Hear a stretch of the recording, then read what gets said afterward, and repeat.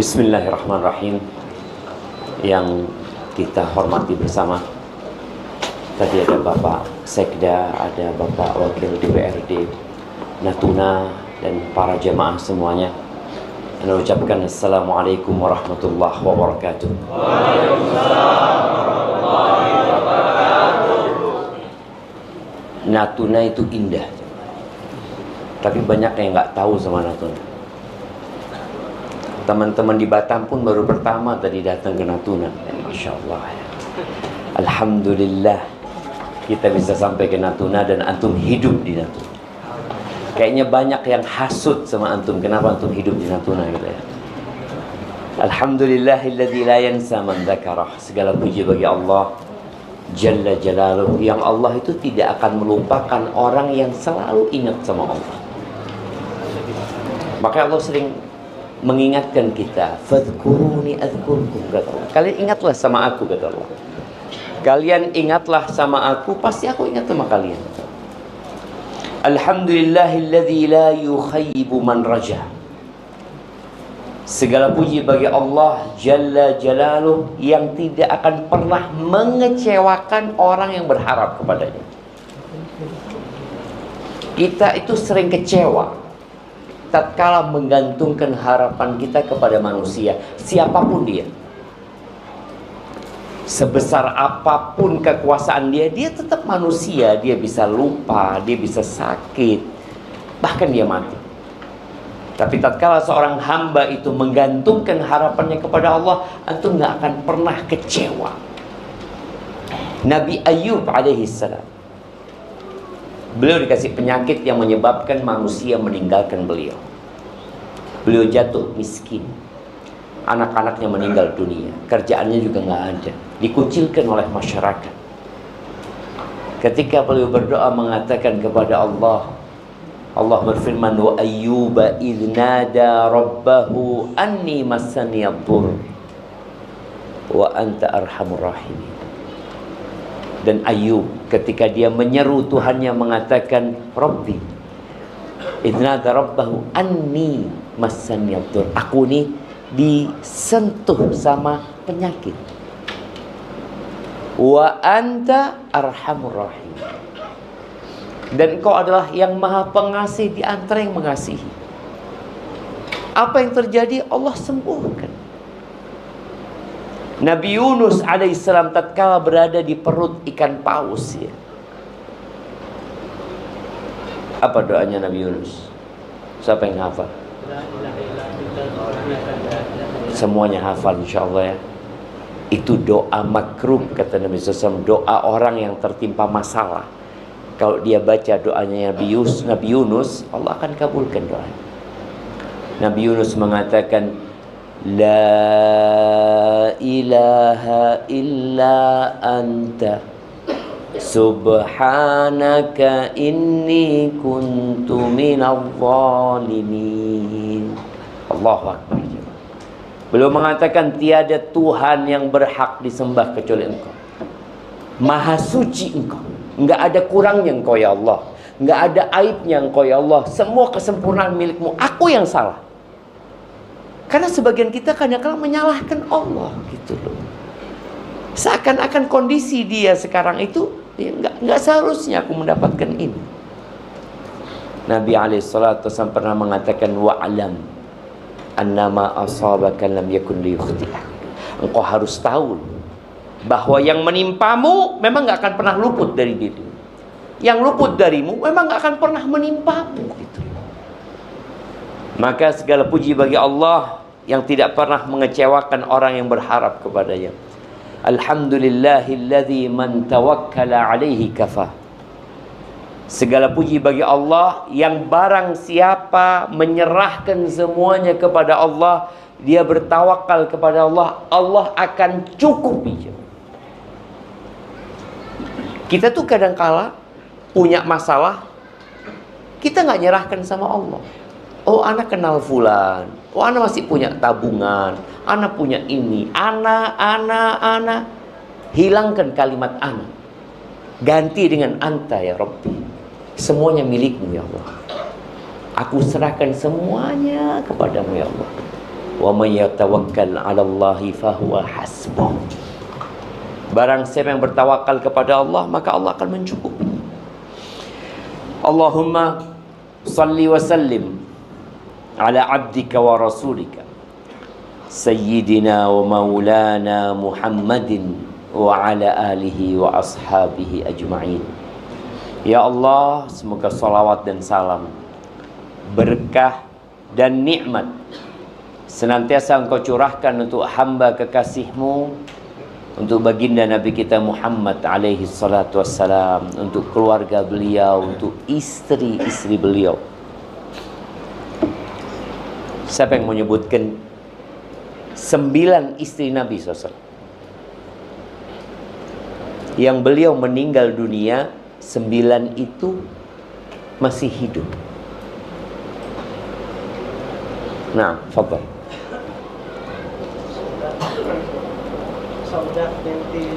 Saudah binti Zam'ah. Panitia mana? Hadiahnya siapin. Jangan cuma bengong-bengong doang maninya. Nah, Saudah binti Zam'ah. Aisyah bintu Abi Bakar.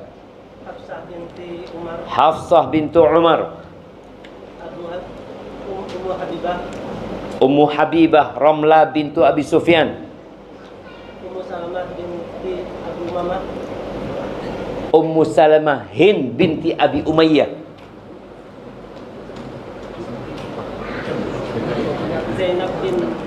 Zainab bintu Jahash. Naam.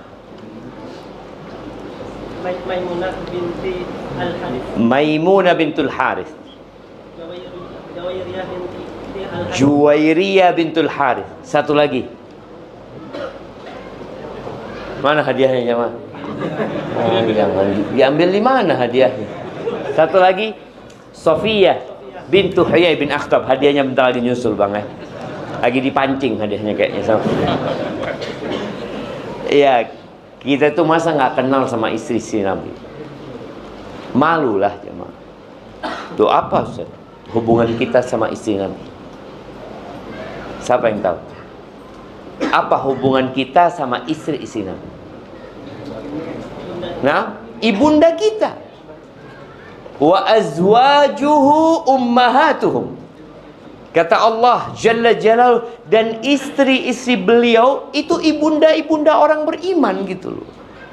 Kalau seorang anak gak kenal sama emaknya, nak durhaka. Maka tolong kenali istri-istri Nabi. Baik, setelah kita kenal sama ibunda kita perlu kenal sama anak-anak ibunda kita, anak-anak Nabi sallallahu alaihi wasallam. Sebutkan 7 putra putri Nabi sallallahu alaihi wasallam. Nah, Al-Qasim, Abdullah, Ibrahim. Urut ya. Zainab, Ruqayyah, Ummu Kulthum, Thumma Fatimah. Jazakallah khair. Mana hadiahnya? Ana tadi mancing berapa kali, naik ke atas habis umpannya. Ana takut hadiahnya model kayak gini ya, Man. Habis. Jamaah rahimakumullah. Kalau bicara nikmat, kita mau bicara hidayah, tapi sebagian kita itu nggak pernah dia memandang hidayah itu nikmat. Bahkan sampai hari ini ada sebagian umat Islam yang merasa agama itu beban. Capek dia sholat, capek dengan aturan agama, ini halal, ini haram, boleh, nggak boleh, perintah, larangan. Karena memang dia nggak tahu bahwasanya hidayah itu nikmat. Yang dia tahu nikmat itu adalah fulus. Fulus. Tadi ada kawan kita di pelabuhan ngomong, Ustaz, ini Ustaz, nelayan baru datang Ustaz. 2 hari dia berlayar. Alhamdulillah dapat ikan 800 kilo. Dapat fulus ya kira-kira 13 juta. Modalnya berapa bang? Mungkin. Berapa modalnya? Ya 3 juta, 3,5 juta. Ana ngomong Masya Allah nikmat. Semoga mereka nggak meninggalkan sholat. Karena anak kenal beberapa nelayan itu, dia nggak sholat. Padahal dia berada di tempat yang seharusnya dia sangat dekat sama Allah. Siapa yang bisa nolong dia di tengah lautan? Orang-orang musyrik, ya, penduduk Mekah, ketika mereka berada di tengah laut, ya, kemudian datang ombak yang mengombang-ambingkan perahu mereka. Apa yang terjadi sama mereka? Da'awullaha mukhlishina lahuddin. Mereka itu berdoa mohon kepada Allah dengan ikhlas, padahal orang musyrik. Karena dia tahu nggak ada yang bisa menyelamatkan kecuali Allah Azza wa Jalla. Nikmat harta itu adalah nikmat yang paling remeh. Paling remeh. Setelah nikmat harta demi sehat sebenarnya. Dan dia siap mengeluarkan hartanya semuanya demi sehat. Artinya uang ini sebagai alat tukar untuk mendapatkan kesehatan. Tapi ternyata kesehatan nggak bisa dibeli. Nah, mau dikasih kipas angin. Mana hadiahnya? Kok kipas angin yang datang? Ada kawan di Jember. Kawan di Surabaya, dia cerita, dia punya kawan di Jember. Orang kaya raya, sakit berobat ke Singapura. Dua pekan dia berobat ke Singapura. Habis 10 miliar. Nggak sembuh. Pulang sakit. Antum milih duit 1 triliun, kebayang duit 1 triliun ya, Mas? 1 triliun ya. Nah, tapi buta. Mana hadiahnya? Ini. Masya Allah. Kasihkan ke siapa yang jawab pertama tadi? Nah, ini beli di mana ini? Mana yang tadi jawab? Istri-istri Nabi. Istri-istri Nabi, putra-putri Nabi. Kasihkan ke belakang sana. Masya Allah, jazakallah khair. Sampai mana ceritanya kok? Mana? 1 triliun, 1 triliun, 1 triliun tapi nggak punya mata. Antum mikir mau mana? 1 triliun? Ternyata nikmat mata lebih besar daripada 1 T. Tapi antum mau punya mobil Lamborghini yang harga ya nggak mahal sih, 64 miliar itu. Antum mau punya itu, tapi nggak punya kaki, pakai kursi roda. Atau antum lebih nikmat punya kaki, nggak punya Lamborghini? Ya kalau bisa dua-duanya, Ustaz. Punya kaki, punya Lamborghini. Kita kan tadi nggak menghargai nikmat sehat.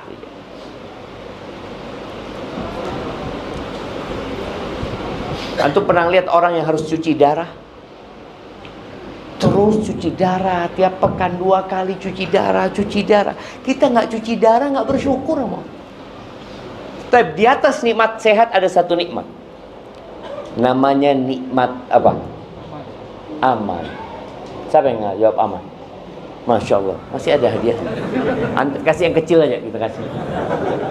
Karena antum sudah aman di situ. Nikmat aman. Wallah, Indonesia ini aman.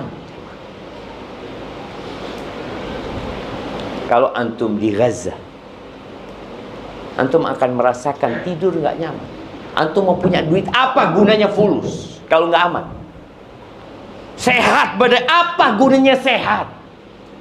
Kalau ana bisa bangun datang bom, separuh badan ana habis. Maka nikmat aman ini harus disyukuri. Cuma kita nggak merasa. Di beberapa negara di barat itu nggak bisa habis isya keluar ya, malam-malam jalan sendiri, nggak bisa. Banyak perampok di sana, begal. Adalah di tempat kita begal, tapi sedikit sekali dibandingkan dengan tempat yang aman, jemaah. Aman sekali negeri kita ini. Baik, di atas nikmat aman itu adalah nikmat iman. Ahibati fillah, tapi kita ini nggak akan bisa mengetahui besarnya nikmat hidayah, nikmat iman tadi, kecuali kalau kita bandingkan dengan orang yang tidak dapat hidayah. Allah menyebut orang-orang kafir yang nggak dapat hidayah itu, innal ladzina kafaru yatamatta'un wa ya'kuluna kama ta'kulul an'am wan naru mathwal lahum. Kata Allah Jalla Jalaluhu, sesungguhnya orang-orang kafir itu hidupnya bersenang-senang. Dunia ini, kata Nabi alaihi salatu wassalam, sijnul mu'min wa jannatul kafir. Dunia ini penjara buat orang beriman, surga buat orang kafir. Makanya kalau antum lihat orang kafir hidupnya bebas, bersenang-senang, iya buat mereka memang surga dunia ini. Walaupun susah hidupnya, tetap mereka surga dibandingkan dengan di neraka nantinya. Dan orang beriman tadi seperti di penjara. Antum tahu di penjara, makan diatur, tidur diatur. Ramadan kemarin, saat orang-orang tidak berpuasa, orang-orang beriman berpuasa. Dia menahan lapar, menahan haus, menahan hawa nafsunya. Lihat ada perempuan cantik lewat, orang beriman apa yang dilakukan? Apa yang dilakukan? Lihat sekali. Nggak boleh tundukkan pandangan, jangan lihat sekali. Tundukkan pandangan. Orang kafir nggak ada aturan. Maka Allah katakan mereka hidupnya bersenang-senang. Makan seperti makannya binatang ternak. Dan neraka tempatnya mereka. Jadi ada orang yang hidupnya hanya memikirkan perut dan yang di bawah perutnya. Siapa yang hidup memikirkan perut dan di bawah perutnya? Binatang. Antum pernah binatang berpikir mau ke masjid? Pernah ngelihat ada ayam, mau ke mana? Masjid. Masjid nggak ada jadi ke masjid. Sapi, dia ada rutinitas sapi itu. Apa rutinitasnya? Makan, kawin, buang kotoran. Ya sudah. Dan binatang itu lebih baik daripada orang-orang yang tidak beriman. Kenapa? Binatang masih bisa disembelih, bisa dimakan. Orang nggak bisa. Ahibati fillah, di surat Al-Bayyinah ayat 5 Allah menyebutkan ya tentang perintah Allah ya. Kata Allah, wa ma umiru, manusia itu tidak diperintahkan kecuali untuk apa sih? Illa liya'budullaha mukhlishina lahuddin. Allah memberikan segala fasilitas ini. Fasilitas yang ada di tubuh kita, fasilitas yang kita lihat dengan mata kita, segala yang indah. Subhanallah jemaah. Siapa yang menciptakan ikan Nemo? Nemo namanya. Yang warnanya indah, garis-garis. Siapa jemaah? Siapa yang ngasih makan ikan di lautan itu? Nelayan apa kerjanya? Nangkap doang. Pernah ada nelayan berangkat ke lautan, ngapain? Mau ngasih makan? Nggak ada, dia ngasih makan keramba dia tuh. Tapi kalau ngasih makan ikan di lautan, oh, siapa mau ngasih makan ikan di lautan, Ustaz? Kita lihat berbagai macam kekayaan alam di negeri kita. Emas. Siapa yang bikin emas itu? Kemudian timah. Apalagi? Batu bara. Minyak. Gas. Siapa? Apakah nenek moyang kita yang menciptakan itu? Enggak ada, jemaah. Allah yang menciptakan semuanya. Tapi semua Allah ciptakan itu agar manusia sadar. Terus tugasnya manusia itu ngapain? Beribadah kepada Allah. Subhanallah ya. Ana ketemu dengan salah satu TNI, dia ngomong, Ustadz dulu sebelum zamannya Pak Prabowo, semoga Allah menjaga beliau ya, Indonesia itu hanya punya kesiapan berperang 1 hari. Kesiapan 1 hari kalah. Di zaman Pak Prabowo 2 hari. 2 hari. Anda ngomong, 2 hari. Subhanallah. Ketika terjadi gempa, tentara kemana? Jemaah. Apakah bisa menghadapi gempa, tuan-tuan? Ada gempa, bismillah, kita hadapi. Tak ada, lari juga. Artinya ketika menghadapi musuh sesama manusia masih bisa? Masih bisa dihadapi. Kalah menang terserah, nantilah, bismillah. Tapi ketika seorang menantang Allah, nggak ada, engkau mau kemana? Allah kasih gempa, Allah kasih banjir bandang, orang lari kabur. Ketika terjadi tsunami, ini orang-orang yang hidup di sekitar pulau-pulau ini, mungkin Allah berikan tsunami kepada mereka. Maka ingatlah, Allah hanya memerintahkan kepada kita agar beribadah mukhlisina lahuddin, ikhlas, serahkan ketaatan kepada Allah, hunafa, lurus. Atau kita bengkok menuju kepada tauhid, meninggalkan segala bentuk kesyirikan. Wa yuqimus shalah wa yu'tuz zakah wa dzalika dinul qayyimah. Keluarkanlah, dirikan salat, keluarkan zakat, itulah agama yang lurus. Lalu Allah katakan innal ladzina kafaru. Nih, kita akan bandingkan tentang iman dan orang yang tidak beriman. Kata Allah Azza wa Jalla di ayat selanjutnya, innal ladzina kafaru min ahlil kitabi wal musyrikin. Umat Islam itu nggak ada yang disembunyikan. Umat Islam itu umat yang paling toleransi. Ketika umat Islam menguasai Spanyol, orang-orang Nasoro bebas beribadah di gereja-gereja mereka, di tempat ibadah mereka. Ketika umat Islam menguasai Palestina di tahun ke-16 Hijriah, 15 tahun 16 Hijriah, Umar bin Khattab menerima kunci Masjidil Aqsa. Itu orang-orang Nasoro, orang-orang Yahudi punya kebebasan beribadah mereka. Nah, silahkan. Tapi kalau urusan keyakinan, ya kita tahu lakum dinukum waliyadin. Quran kita jelas nih, nggak ada yang kita sembunyikan.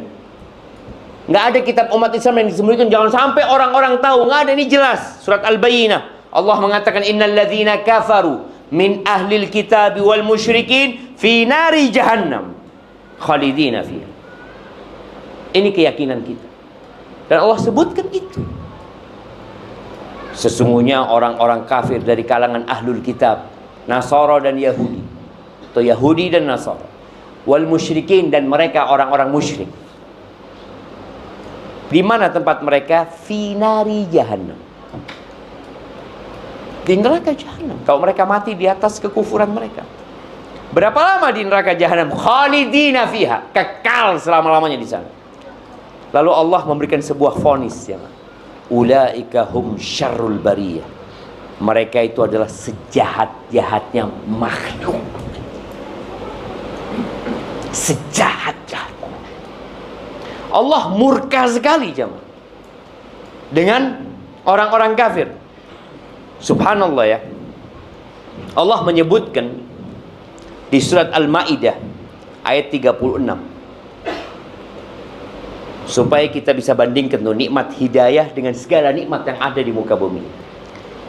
Innal ladzina kafaru law anna lahum ma fil ardi jami'an wa mithlahu ma'ahu liyaftadu bihi min adzabi yaumil qiyamah ma tuqbila minhum.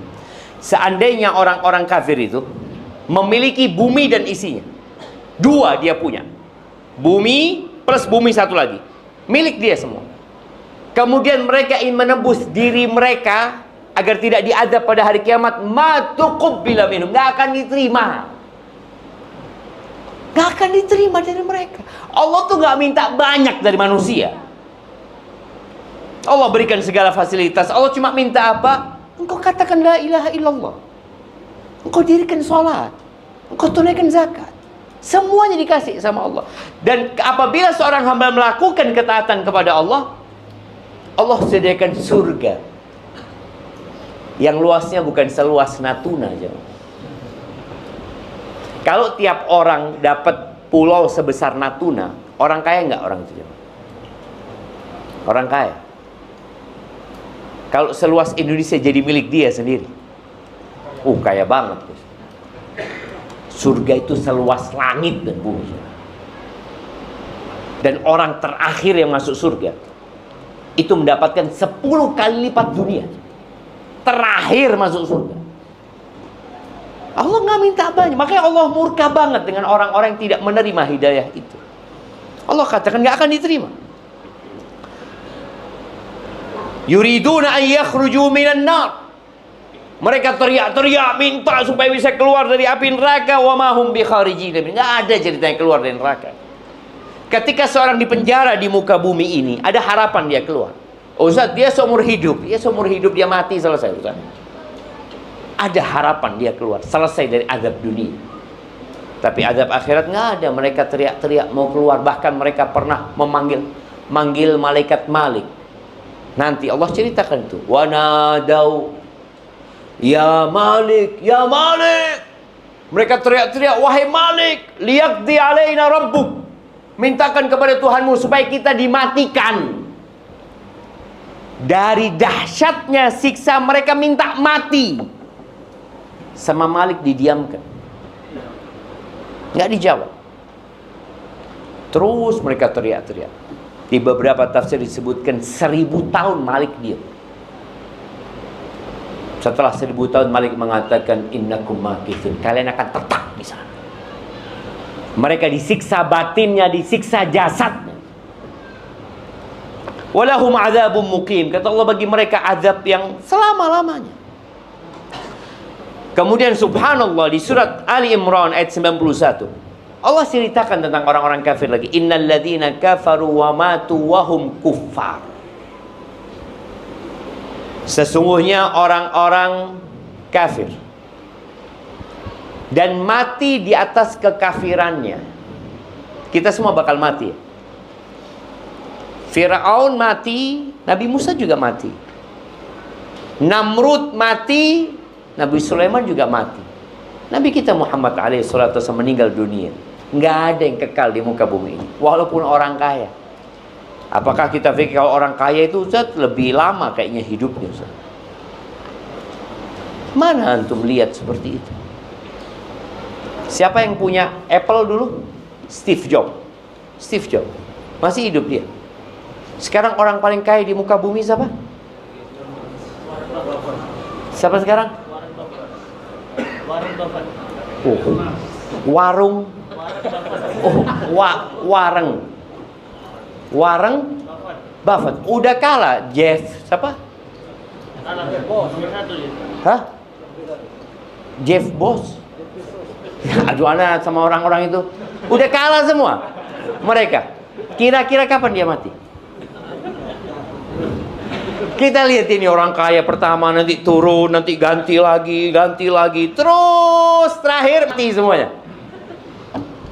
Allah katakan innal ladzina kafaru wa matu wa hum kuffar. Kita ini orang Islam harus sering-sering doakan orang kafir supaya dapat hidayah. Mereka kesian mereka.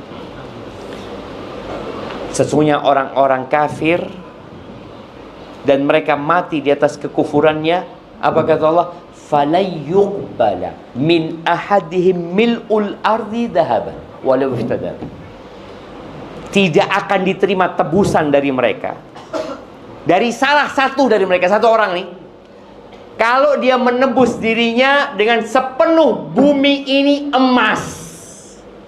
Mil'ul ardi dhahaban, bumi ini full emas. Kemudian dia mengatakan, ya Allah, aku mau nebus diriku dengan ini. Allah nggak akan terima. Wallahi, dunia dan isinya ini di sisi Allah tidak sebanding dengan satu sayap nyamuk. Satu sayap nyamuk.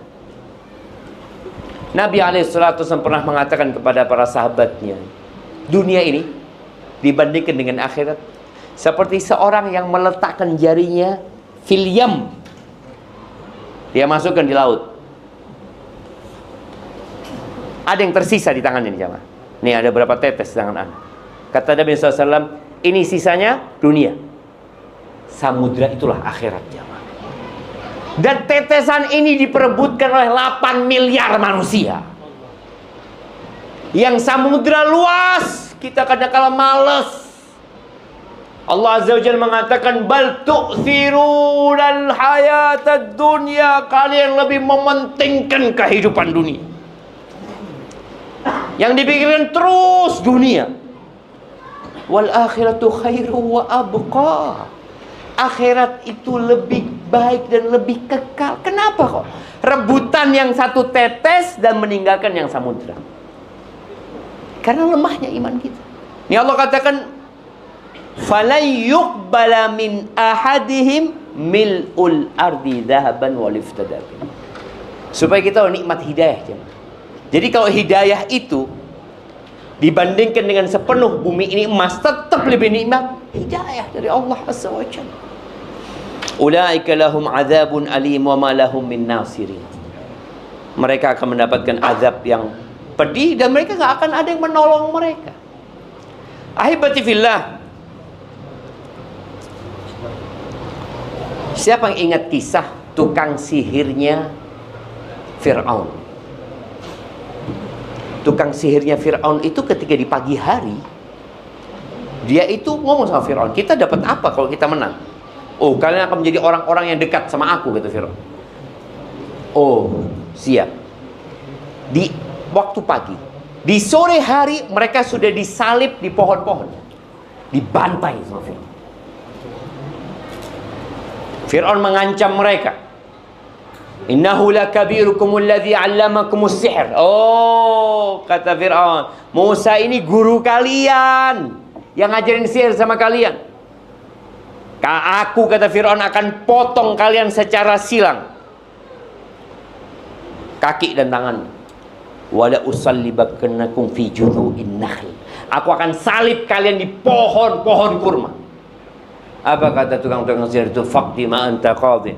Silahkan engkau mau menvonis kami, mau menghukum kami, silahkan, kata mereka. Innama taqdi hadhil hayatad dunya. Vonismu cuma berlaku di muka bumi ini. Kami bakal mati hari ini atau besok mati kami, gitu. Silahkan kau mau bunuh kami. Dan mereka dibunuh sama Fir'aun. Ribuan jumlah tukang sihir yang dibunuh sama Fir'aun. Padahal mereka sudah beriman. Bilal bin Rabah disiksa sama majikannya Umayyah bin Khalaf.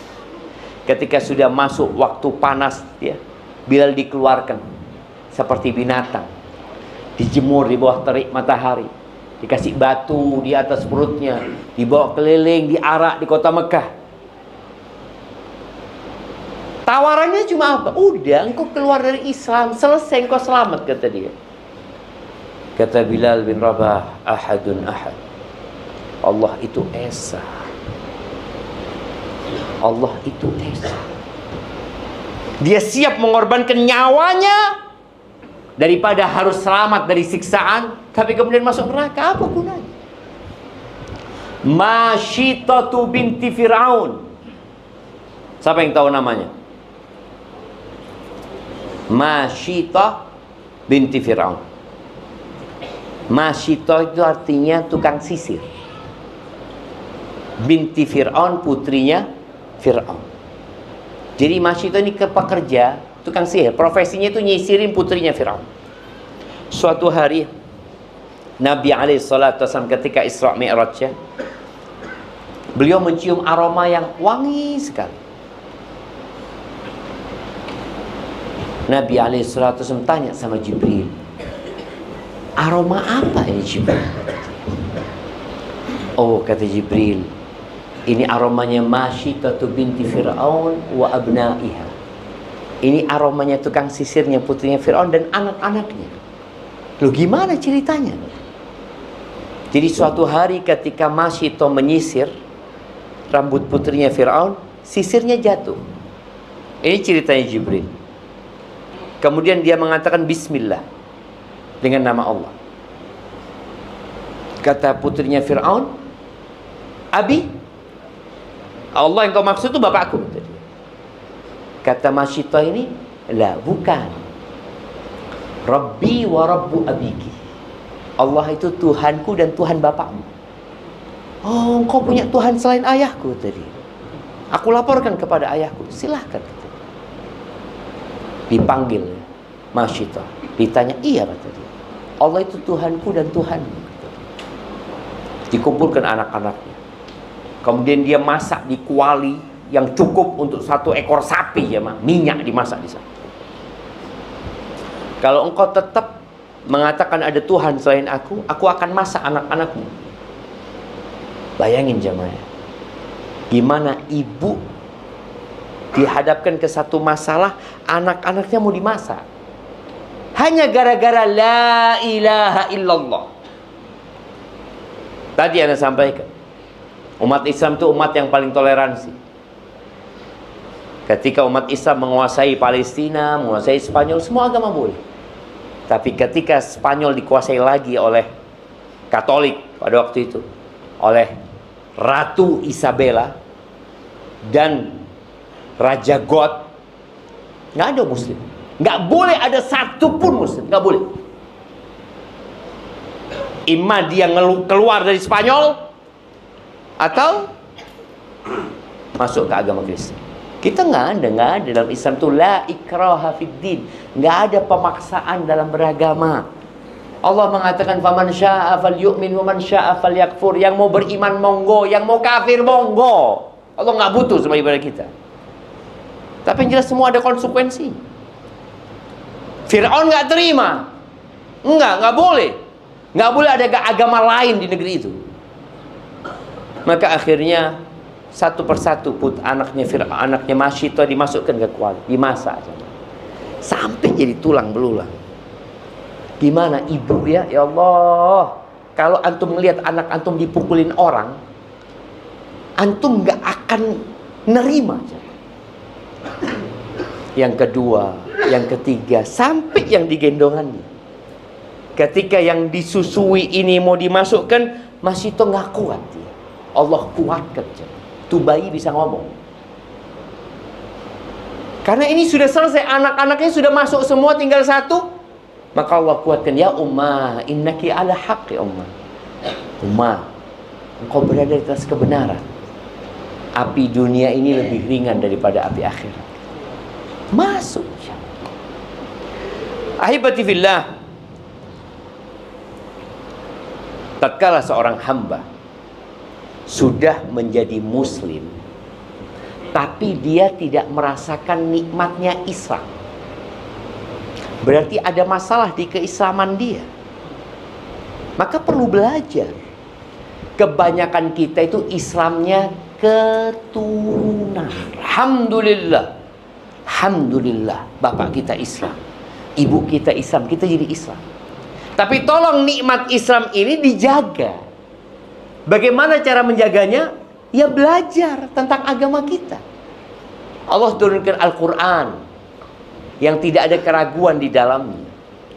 Sudah berapa banyak hafalan Quran kita? Ana punya kawan dari Italia waktu itu, di Madinah. Namanya Muhammad Yasin. Sebelumnya nama Italia itu. Dia masuk Islam 2 tahun jemaah. Baru masuk Islam 2 tahun.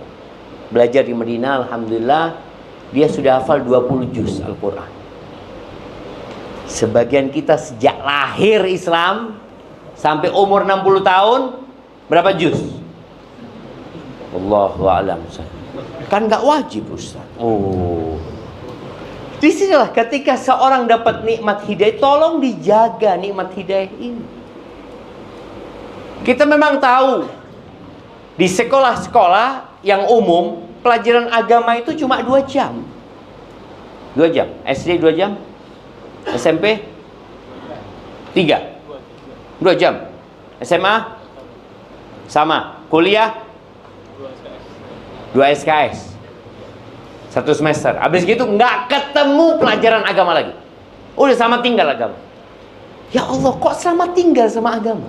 Ketika engkau dikubur, engkau nggak akan ditanya tentang matematika tuh, nggak akan ditanya tentang bahasa Inggris, nggak akan ditanya tentang ilmu-ilmu yang lain. Engkau akan ditanya man rabbuk, ma dinuk, man nabiyuk.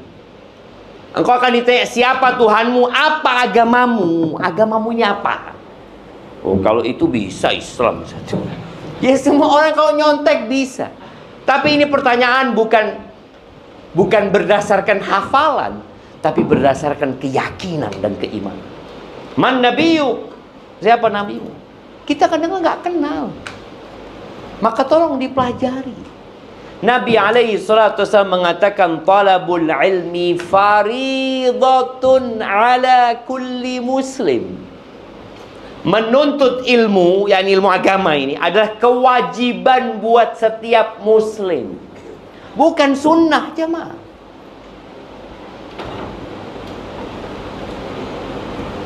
Nabi alaihissalatu wassalam menyebutkan tentang 3 hal.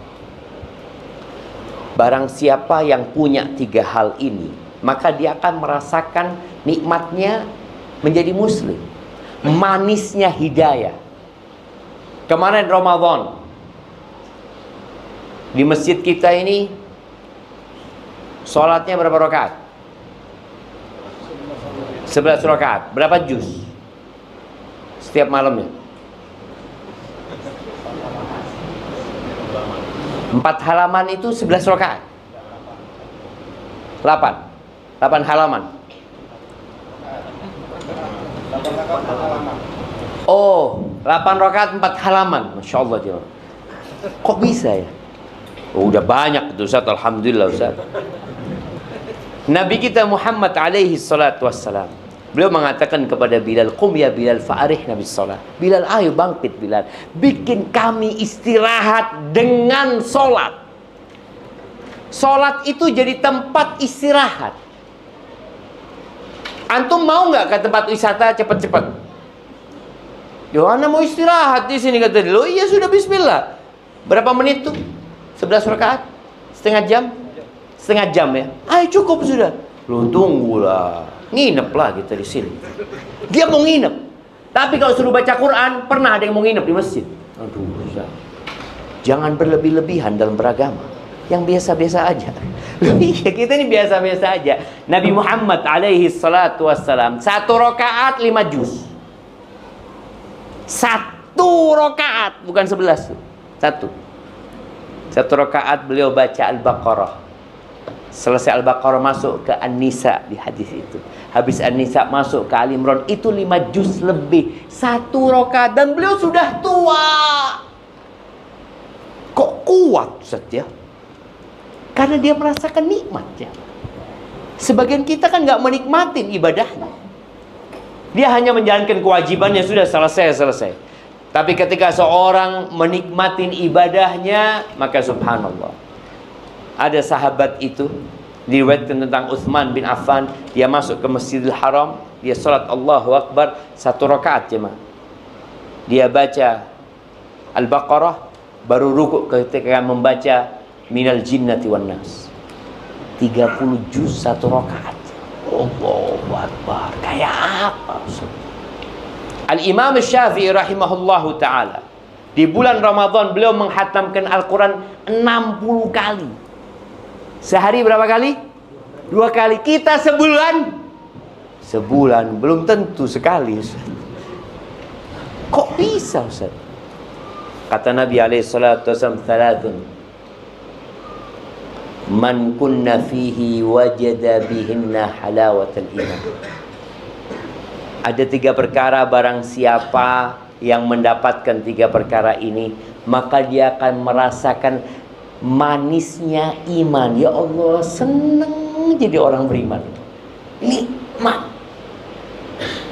Yang pertama, ayyakunallahu wa rasuluhu ahabba ilaihi mimma siwahu. Dia harus menjadikan Allah pencipta langit dan bumi ini, Allah yang memberikan rizki kita, Allah yang menghidupkan dan mematikan kita, Allah Ar-Rahman, Ar-Rahim, Al-Malik, Al-Quddus, As-Salam, Al-Mu'min, Al-Muhaimin, Al-Aziz, Al-Jabbar, Al-Mutakabbir. Allah yang punya nama-nama yang indah dan sifat-sifat mulia, serta Nabi Muhammad alaihi salatu wasallam utusan Allah, harus lebih kita cintai daripada selain kedua. Harus kita cintai lebih daripada diri kita sendiri. Makanya tadi Bilal bin Rabah siap dia mati mau disiksa. Khabbab bin Ad dibakar sama orang musyrikin, siap. Antum lihat para sahabat yang hijrah dari kota Mekah ke kota Madinah, atau sebelumnya dari kota Mekah menuju ke Habasyah, ke Ethiopia. Jauh Ethiopia itu zaman. Mereka meninggalkan. Karena apa? Karena lebih cinta sama Allah dan Rasulnya daripada rumahnya, daripada keluarganya, daripada orang tuanya, daripada anaknya, daripada pasangannya. Para sahabat yang hijrah 0 sampai kota Madinah tidur di masjid. Gak punya apa-apa mereka. Rumahnya ditinggal, usahanya ditinggal. Kenapa? Demi menyelamatkan agama. Dia mencintai Allah dan Rasulnya lebih daripada segala-galanya. Baik, itu yang pertama. Yang kedua,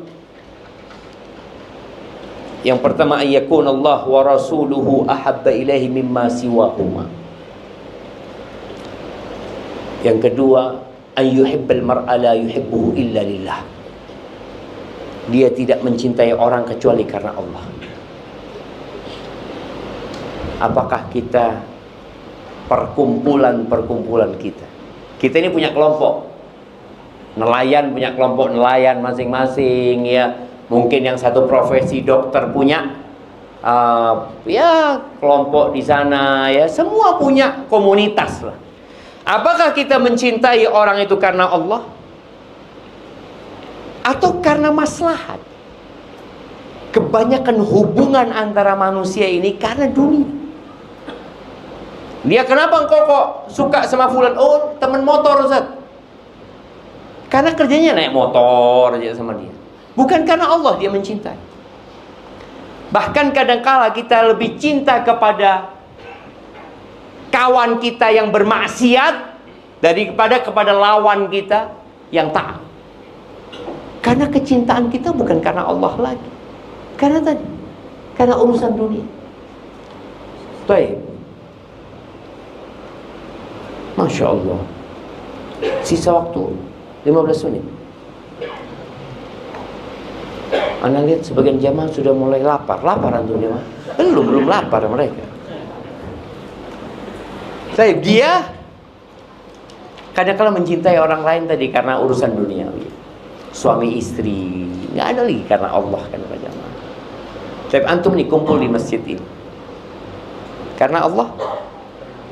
Insyaallah. Tapi ana mau tanya, antum yang pakai peci, iya, kenal sama yang kanan antum? Nggak kenal? Sama yang kiri antum? Nggak kenal juga, ya Allah. Ayo kenalan dulu semuanya. Semua kenalan dulu. Supaya kita cinta sama saudara kita karena Allah. Bukan datang sendirian. Kiri kita sama-sama cuma. Innamal mu'minuna ikhwah. Orang-orang beriman itu saudara. Tapi anda nggak akan mulai kecuali antum kenal dengan yang kanan kiri antum. Anda nggak akan lanjut. Fadhol. Loh, ayo kenalan. Tanya namanya, dari mana, apa profesinya.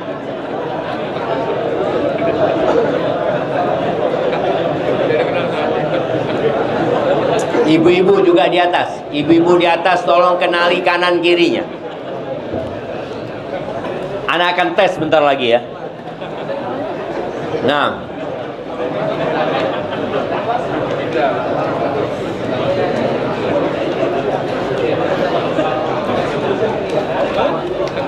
Nah. Udah kenal. Baik ibu-ibu.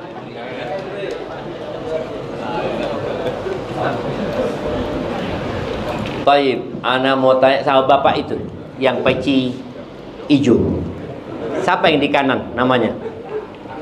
Arifin, Masya Allah. Yang di kirinya? Dari mana? Benar? Oh, Masya Allah. Barakallahu. Kasih hadiah beliau. Masya Allah. Tuh, jadi kalau ingin merasakan nikmatnya iman, maka tolong kau jangan cintai orang kecuali karena Allah. Yang ketiga, wa an yakraha an ya'uda ilal kufri ba'da an anqadhahu Allahu min kama yakrah an yuqdhaf fin nar. Hendaklah dia membenci kekufuran. Sebagian umat Islam itu beranggap kekufuran biasa aja. Allah benci loh sama kekufuran itu. Dia ngelihat berhala-berhala, kadang-kadang kita berlibur ke tempat kesyirikan ya, lalu kita foto-foto, lalu Allah murka sama tempat itu. Kemudian kau upload foto-foto menunjukkan seakan-akan kau ridha dengan kesyirikan. Kau harus benci dengan kekufuran. Setelah Allah menyelamatkan kita, Sebagaimana kita benci untuk dilemparkan ke dalam api neraka. Jadi benar-benar benci ya. Baik, ahibati fillah, setelah Allah berikan kepada kita nikmat Islam, kita tahu bahwasanya syahadat kita itu dua, syahadatain. Yang pertama asyhadu an la ilaha illallah, yang kedua asyhadu anna Muhammad Rasulullah. Dua kalimat syahadat ini menjadi syarat diterimanya Islam kita, syarat diterimanya sholat kita, syarat diterimanya puasa kita, syarat diterimanya haji. Kita lagi akan banyak berangkat jemaah haji. Yang pertama la ilaha illallah, syarat agar kita ikhlas dalam beribadah. Yang kedua asyhadu anna Muhammad Rasulullah, agar kita tidak beribadah kecuali dengan tuntunan Nabi Muhammad sallallahu alaihi wasallam. Maka tolong belajar lagi. Sholat kita udah bener apa belum ya? Udah sesuai enggak sama sholatnya Nabi Muhammad sallallahu alaihi wasallam? Karena ada orang sholat masuk neraka. Loh kok bisa? Ya Allah katakan fawailul lil musallin. Celaka tuh orang sholat. Alladzina hum an salatihim sahun, alladzina hum yura'un. Dia sholat tapi asal-asalan. Puasa sama. Puasa itu harus sesuai dengan aturan Nabi Muhammad SAW. Nabi SAW mengatakan rubba sa'imin hadduhu min siyamihil ju' wal atash. Banyak orang yang puasa tapi nggak dapat pahala. Dia hanya mendapatkan lapar dan haus. Kenapa? Karena dia asal puasa. Puasa tapi masih melakukan perbuatan dosa. Loh, puasa itu meninggalkan yang halal.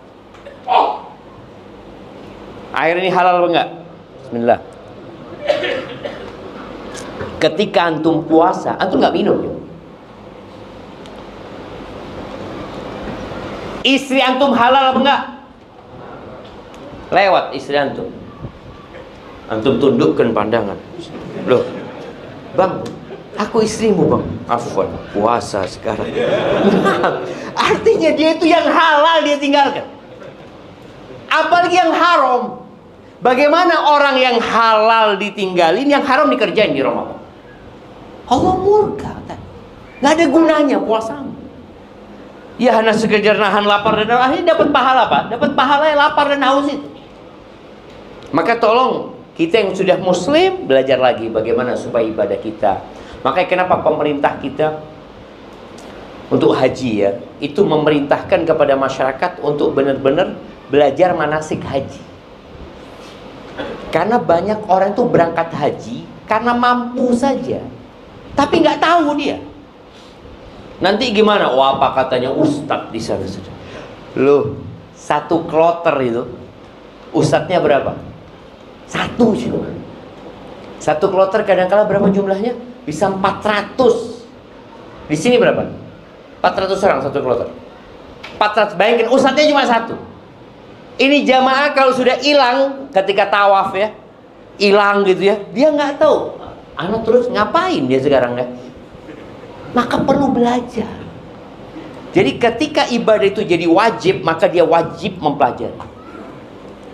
Seperti orang yang bapaknya meninggal dunia, mau bagi waris, dia wajib belajar tentang waris. Karena terus terang banyak kezaliman terjadi di masyarakat gara-gara nggak belajar. Kakak tertua menguasai harta. Kadang-kala bapak meninggal, ibu masih hidup, ibu nggak mau hartanya dibagi. Loh, ibu ini gimana? Yang dibagi itu bukan hartanya ibu, tapi hartanya bapak yang meninggal. Ibu dapat bagian. Tapi gara-gara nggak belajar, akhirnya terjadi keributan, silaturahim jadi putus. Maka jemaah tolong nikmat hidayah ini dijaga. Dengan cara kita terus berdoa memohon kepada Allah dan terus belajar. Dan ingat, yang muslim belum tentu mati Islam. Yang sekarang kafir belum tentu matinya kafir. Boleh jadi di tengah jalan dia dapat hidayah. Yang muslim boleh jadi di tengah jalan dia murtad. Na'udzubillah min dzalik. Maka perlu kita terus berdoa memohon kepada Allah, ya muqallibal qulub, tsabbit qalbi ala dinik. Wahai yang membolak-balikkan hati, tetapkan hatiku di atas agama. Rabbana la tuzigh qulubana ba'da id hadaitana wa hab lana min ladunka rahmah innaka antal wahhab. Ya Allah, jangan palingkan hati kami setelah Engkau kasih nikmat hidayah kepada kami, Allah. Jangan sampai. Dan berikan rahmat-Mu kepada kami, Engkau Maha Pemberi. Maka terus tadi berdoa, belajar, kemudian amalkan. Karena sebagian orang, Ustaz, ana sudah belajar tapi nggak ngamal-ngamalin. Maka ilmu itu tidak akan berguna kecuali kalau diamalkan. Barakallahu fiik, itu mungkin dapat ana sampaikan. Kita masuk ke sesi tanya jawab. Nah, tafadhal Ustazana. Ustaz, jazakallahu khairan atas ilmu yang telah disampaikan kepada kami pada malam hari ini. Mudah-mudahan ilmu tersebut bisa menjadi ilmu yang bermanfaat, yaitu ilmu yang melahirkan amalan di depannya. Baik, di sini kami ingin membacakan beberapa pertanyaan, tapi tidak semua karena banyaknya pertanyaan yang masuk dan berulang. Yang pada intinya kami hanya membacakan mana pertanyaan yang kira-kira sesuai judul yang bisa dijawab pada malam hari ini. Pertama, terkait masalah hidayah, apa tanda-tanda orang itu mendapatkan hidayah? Kemudian bagaimana cara kiat-kiat menjaga hidayah tersebut? Itu pertama, Ustaz. Barakallahu fiik. Jamaah rahimakumullah. Setiap hari minimal 17 kali kita itu berdoa minta hidayah. Satu-satunya surat yang wajib dihafal di Al-Quran adalah surat Al-Fatihah. Kita mengatakan ihdinas siratal mustaqim. Subuh tadi kita baca 2 kali. Kalau kita sholat 2 rakaat sebelum subuh, jadi 4 kali kita baca. Kalau tambah kita sholat duha, jadi 6 kali kita baca. Kalau kita sholat duhur, 4 kali kita baca. Tambah asar, tambah 4. Tambah maghrib 3, isya tadi kita baca 4 kali. Ihdinas siratal mustaqim. Hidayah itu ada 2. Yang pertama namanya hidayatul irsyad. Yang kedua namanya hidayatul taufiq. Hidayatul irsyad adalah petunjuk. Allah memberikan petunjuk, nih jalannya. Semua orang dikasih sama Allah.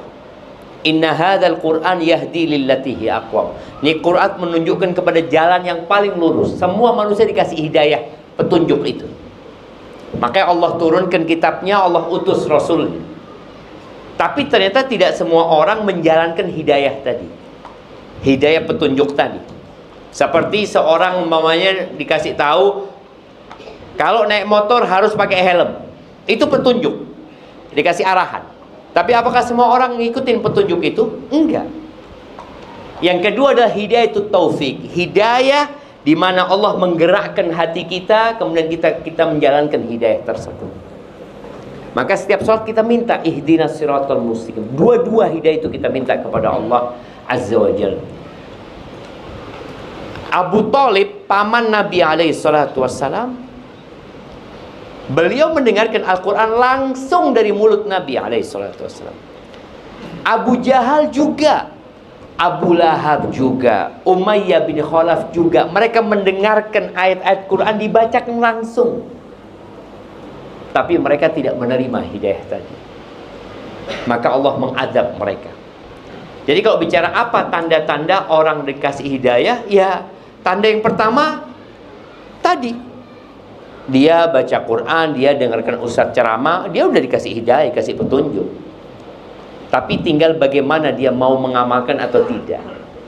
Nah, kita sebagai manusia dikasih sama Allah pilihan, mau atau tidak.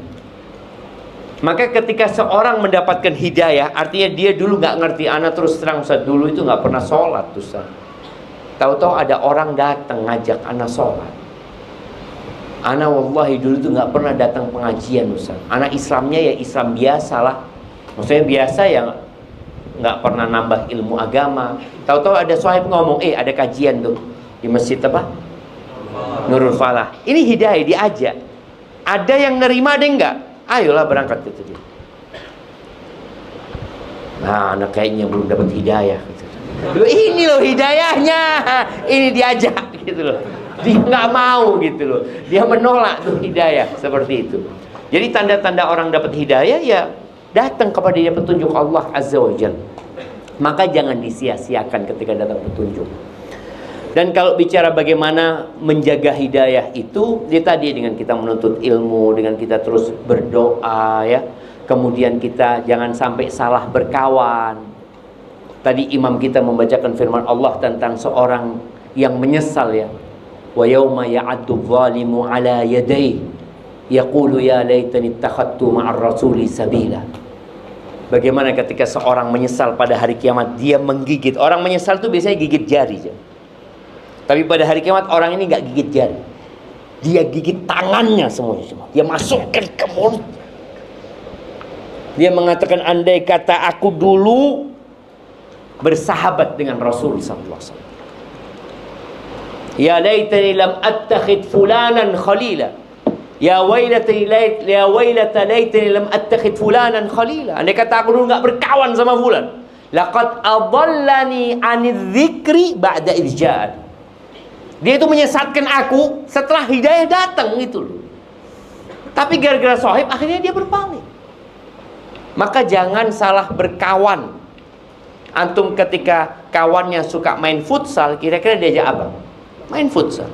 Kawannya suka mancing, diajak mancing. Kawannya suka kajian, antum diajak kajian. Ketika dia lihat, maka tadi anak suruh antum kenalan. Boleh jadi ada kajian lagi loh, fulan kok nggak ada di WA. Antum kemana kata dia? Ana lagi mancing kata dia. Di sini ada mancing yang lebih zen kata dia. Mancing hidayah gitu jemaah. Jadi menjaga hidayah tadi salah satunya dengan beberapa hal yang disebutkan, baca Quran. Kitab hidayah itu Quran. Jadi kalau kepingin antum dapat hidayah, menjaga hidayah, baca Quran dan baca sama artinya.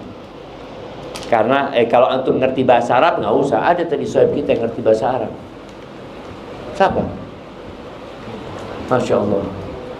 Ada yang dari Kanada. Wen, amin. Masya Allah, barakallahu fiik. Hayakumullah. Ya kalau sudah ngerti bahasa Arab ya, orang Arab pun baca Quran pakai tafsir. Bayangin, udah ngerti bahasa Arab dia. Ada tafsir Ibnu Katsir, itu tafsir bahasa Arab. Ada tafsir Sa'di, itu tafsir bahasa Arab. Demi dia lebih mendalami hidayah tadi. Maka tolong, paling enggak yang antum baca kalau ingin menjaga hidayah, baca tafsir surat Al-Fatihah sama baca tafsir surat-surat yang antum hafal. Yang setiap sholat antum baca, baca lagi. Nanti udah pernah anda baca kapan? 13 tahun yang lalu. Baca 13 tahun yang lalu. Baca lagi, kalau bisa tiap bulan antum baca tuh tafsir. Barakallahu fikum. Yang selanjutnya Ustaz, bagaimana hukum status barang-barang yang terlanjur dibeli dari uang yang haram? Bagaimana status barang tersebut? Barakallahu fikum ya. Yang pertama, uang haram itu ada dua, atau barang haram itu ada dua macam. Ada barang haram yang memang zatnya haram, seperti khomer ya, atau babi umpamanya, atau barang curian ya. Ya itu nggak akan pernah jadi halal, nggak akan pernah jadi halal. Tapi ada yang orang dapat uangnya itu dengan cara haram, tapi transaksinya ya ridho dengan ridho. Seperti orang main judi, dapat tuh dia duitnya haram, iya. Tapi ketika duit itu diberikan kepada orang lain, buat orang lain itu jadi halal. Ketika uang itu digunakan untuk transaksi jual beli, orang yang penjual itu dapat uang itu jadi halal, karena perbedaan penerimaan uang itu jadi ada perbedaan hukumnya di sana. Jadi kalau ada orang ini beli dengan uang haram barang itu, ya tetap haram sebenarnya buat dianya. Maka hendaklah dia bertobat kepada Allah Azza wa Jalla. Kalau orang itu zatnya haram itu tadi dia mencuri uang 10 juta, kemudian dia beli motornya ya tetap haram. Antum harus kembalikan duit 10 juta itu. Seperti itu. Barakallahu fikum. Baik, karena waktu telah habis dan Oh, besok lanjut lagi kita jemaah. Baik. Iya kan? Nah, sekarang sudah malam jamaah dan sebenarnya ana masih ingin lanjut tapi lihat antum ngantuk dan lapar. Kita cukupkan sampai sekian. Barakallahu fikum. Taib subhanakallahumma bihamdika. Subscribe dan aktifkan loncengnya biar nggak ketinggalan video berikutnya.